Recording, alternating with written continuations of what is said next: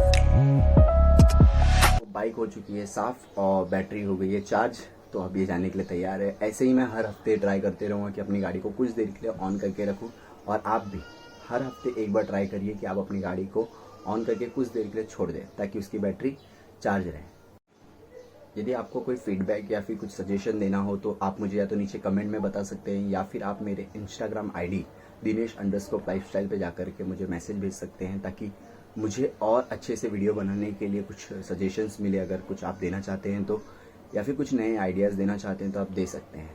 Thank you so much. अगर आपने channel को सब्सक्राइब नहीं किया तो नीचे सब्सक्राइब बटन को दबा करके ऑल नोटिफिकेशन कर दीजिए, ताकि जब भी मैं कोई नए वीडियोज़ डालूँ तो आपको सबसे पहले नोटिफिकेशन आए। Thank you.